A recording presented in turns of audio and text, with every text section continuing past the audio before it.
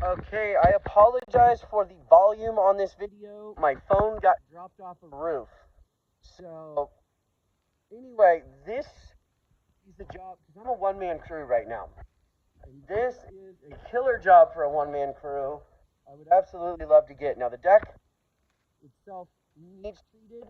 If you wanted to save money, you could do the top cap and just the deck boards and skip the railing because the railing's the most expensive. But it looks like it could all use it. Anyway.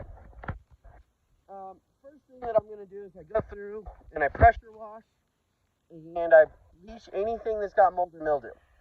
So this side looks pretty good. There's a little bit of mold down here. We'll bleach that. Then during the pressure washing, I see a little mold and mildew up in here, so we'll bleach this whole side. I dig a little trench under here, so when I spray, I can spray down below the surface of the dirt and then keep the dirt back so you don't have overspray around your house. I do focus on quality work, being that I'm a one-man show.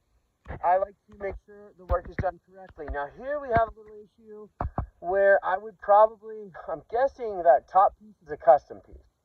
That cross piece needs to be replaced. If it is all one piece, what I would probably do is slice it and replace that, but that needs to be replaced. I could Bondo it, but it's an easy replacement. Should be, so I'm going to take a look at that, but I have to get up on a ladder to look at that. So I won't include that in the price, but I'll put something separate. Then we've got some woodpecker holes. What I find with woodpecker holes works the best. First, get rid of the darn woodpecker. Second, I do a backer plate behind it. I do a hole saw to make it nice, and I buy a new piece of T111, and I go ahead and hole saw out a piece with the groove in it, and then Bondo it in there. It's not 100%, but it looks pretty good. That's the most expensive way. Now, if that woodpecker is still here and doing stuff for now until that woodpecker chooses another home, you might want to go a cheaper route and just put a piece of flashing over it. But I'll go ahead and that'll be some options we can discuss later down the road. I just want to kind of get you an idea on the pricing and see if we're close. Now, one thing that I noticed on this house that can be done that would increase the price or could be not done and decrease the price is caulking.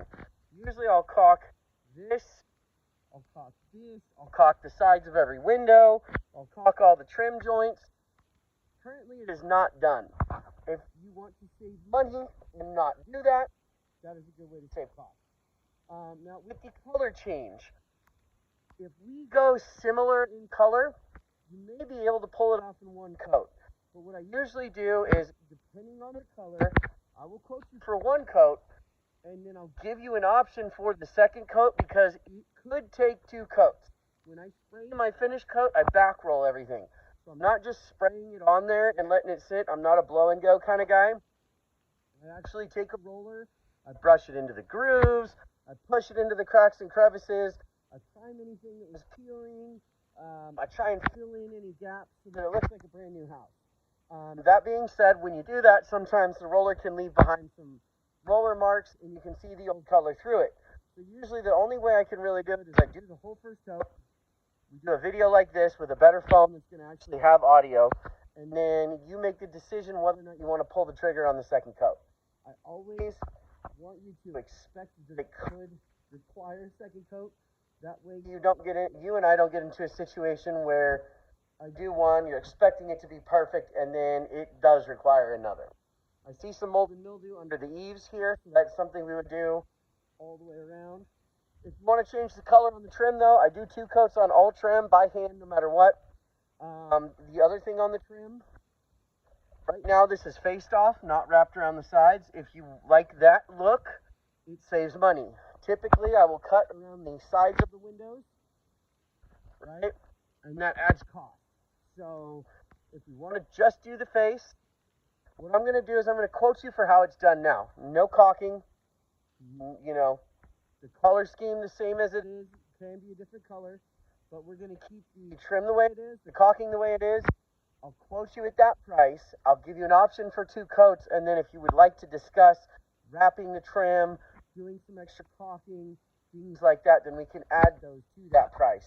But if you're happy with the way the home looks now, as far as trim scheme and the way that the trim is painted, then we'll go ahead and start at that point. I think that's a good point to start, and then we can go from there. On the deck, I use an oil-based stain, so everything gets pressure washed and bleached, and then 1 coat of stain, done.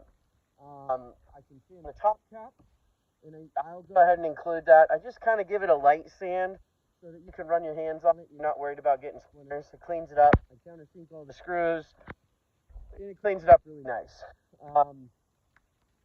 Other than that, yeah, I mean, the house isn't in bad shape. It's definitely a good time to get another coat on it.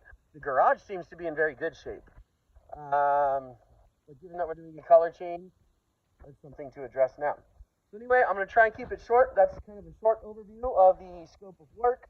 I'll shoot you a price, and we'll go from there. Thank you.